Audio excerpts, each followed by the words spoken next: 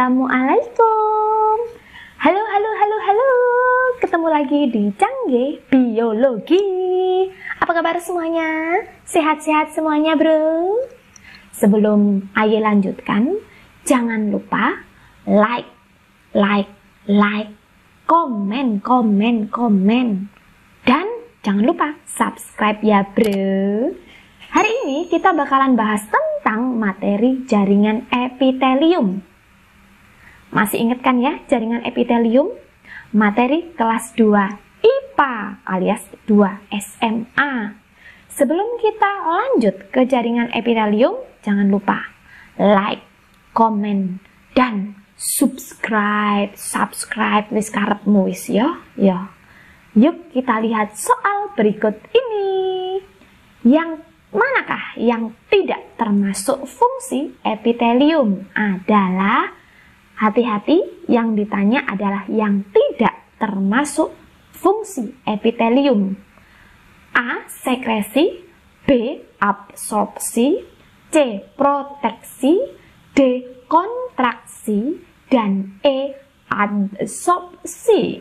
Oke. Sebelum kita masuk dan kita bahas materi ini, jangan lupa kita harus mengulang-ulang istilah yang namanya jaringan epitelium. Kita flashback waktu kalian kelas 2 ya. Yang namanya jaringan epitelium itu masuk di materi jaringan hewan. Hati-hati, jaringan hewan bukan jaringan tumbuhan. Jaringan hewan ada beberapa macam. Yang pertama ada jaringan epitelium.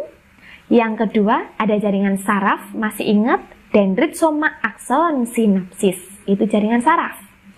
Ada jaringan ikat yang menghubungkan antara jaringan satu dengan jaringan yang lain, yang menghubungkan organ satu dengan organ yang lain. Dan yang terakhir yang termasuk jaringan hewan adalah OTOT alias otot. Masih ingat kan ya yang namanya jaringan otot ada berapa macam? Yes, ada 3 macam jaringan OTOT. Apa aja, Mbak? Ingat-ingat. LPG, lurik polos jantung. Oke, itu jaringan hewan. Kita konsen ke jaringan epitelium seperti yang ditanyakan oleh soal.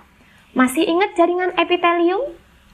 Yes, jaringan epitelium berdasarkan bentuknya itu nanti ada pipih, ada kubus, ada silindris.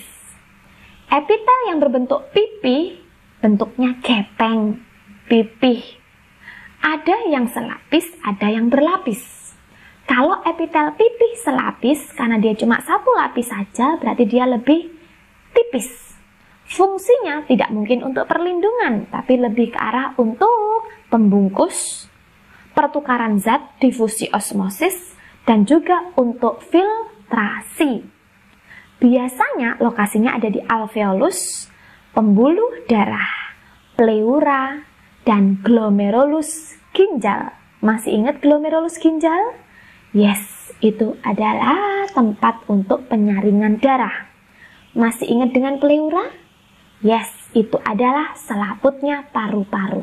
Jadi ingat-ingat, epitel pipih selapis. Biasa digunakan untuk difusi, selaput, pembungkus, seperti ada di pleura, perikardium yang ada di ginjal, ada di jantung, dan untuk filtrasi yang biasa ada di glomerulus ginjal. Beres? Bentuk epitel pipih selapis, ingat, tipis seperti yang ada di gambar. Sedangkan epitel pipih berlapis, ingat berlapis berarti lebih dari satu lapisan. Pasti tebal, yes. Karena tebal berarti fungsinya lebih ke arah untuk proteksi. Lihat bentuknya, Beb. Kalau untuk proteksi berarti biasanya kita temukan di epidermis, rongga mulut, rongga hidung, dan vagina. Ingat-ingat ya, epitel pipih selapis untuk difusi, filtrasi, pembungkus. Sedangkan epitel pipih berlapis karena dia tebal berarti fungsinya adalah untuk proteksi. Beres? Kita lanjut. Selain ada epitel pipih, juga ada epitel kubus.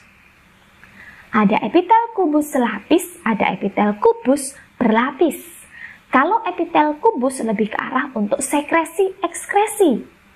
Kalau selapis itu biasanya untuk sekresi ada di kelenjar ludah, kelenjar tiroid, saluran ginjal atau tubulus ginjal, lapisan dalam lensa mata, dan juga ada di permukaan ovarium. Itu kalau kubus selapis.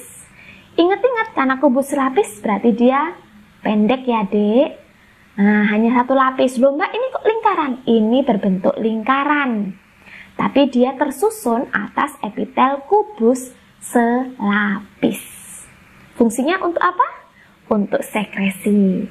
Sedangkan kubus berlapis, selain untuk sekresi, biasa digunakan untuk ekskresi, pengeluaran. Sama-sama pengeluaran, kalau sekresi biasanya masih diperlukan, tapi kalau ekskresi sudah tidak kita perlukan lagi. Seperti di kelenjar keringat, kelenjar minyak, ovarium, dan testis. Bentuknya, nah seperti ini Beb. Epitel kubus berlapis. Sudah bisa dipahami? Kita lanjut. Selain ada epitel pipih, kubus, ada juga epitel silindris. Ada yang selapis, ada yang berlapis. Kalau epitel silindris selapis berarti hanya ada satu lapis. Ingat, silindris tidak kotak, tapi lebih ke arah ke berbentuk seperti batang.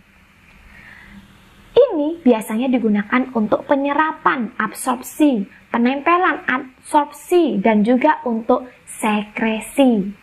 Ingat, kalau penyerapan biasa kita temukan di saluran pencernaan atau di kelenjar-kelenjar pencernaan. Ada di lambung, ada di jonjot usus. Dan juga biasa kita temukan di saluran pernafasan bagian atas. Seperti ini nih bentuknya. Loh, Mbak, ini apa?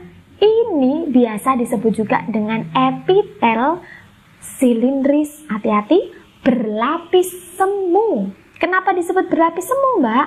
Karena dia ini seolah-olah tersusun dari banyak lapisan, berlapis, tapi padahal bentuknya hanya tumpang tindih dan tidak rata, sehingga disebut epitel silindris berlapis semu. Ada semunya. Ini ada rambut-rambutnya, ada silia-silianya, Beb. Untuk apa? Biasanya digunakan untuk penyaringan udara pada saluran pernafasan. Ini epitel silindris selapis. Ada epitel silindris selapis, ada epitel silindris berlapis. Biasanya digunakan untuk sekresi dan pergerakan. Kita temukan di laring, faring, trakea, dan kelenjar ludah. Ini bentuknya, Beb. Seolah-olah persis dengan epitel kubus berlapis ya. Tapi ingat, hati-hati. Kalau yang silindris ini lebih menonjol ke atas, lebih panjang. Tapi kalau kubus kotak-kotak persegi ya dek. Beres. Jadi kita harus ingat, ada epitel pipih, ada kubus, ada silindris. Fungsinya pun bermacam-macam. Ada yang untuk proteksi, ada yang untuk filtrasi, difusi osmosis, ada yang untuk sekresi ekskresi, dan ada yang berfungsi untuk absorpsi. Bisa dipahami? Kita kembali ke soal. Manakah yang tidak termasuk fungsi epitelium? Sekresi termasuk ya. Absorpsi juga termasuk. Proteksi juga termasuk. Masih ingat kalau proteksi tadi apa? Yes, pipi berlapis. Ada juga untuk kontraksi. Wait. Tadi apakah ada kata-kata kontraksi ya? Nih, tidak ada say. Kalau yang berhubungan dengan kontraksi, ini adalah jaringan OT. Jaringan otot.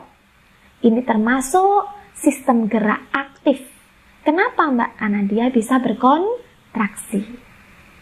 Jadi dia tidak termasuk bagian dari fungsi epitelium. Sedangkan yang absorpsi ini adalah penempelan. termasuk dari fungsi epitelium. Sehingga bisa kita simpulkan kalau jawaban yang tidak sesuai, yang tidak termasuk fungsi epitelium adalah di option yang D, alias kontraksi. Dari sini bisa dipahami, Beb? Beres? Semoga membantu kalian untuk menggapai impian kalian di Universitas-Universitas PTN pilihan kalian. Kalau ada pertanyaan, jangan segan-segan untuk tulis di komen ya. Sampai jumpa lagi.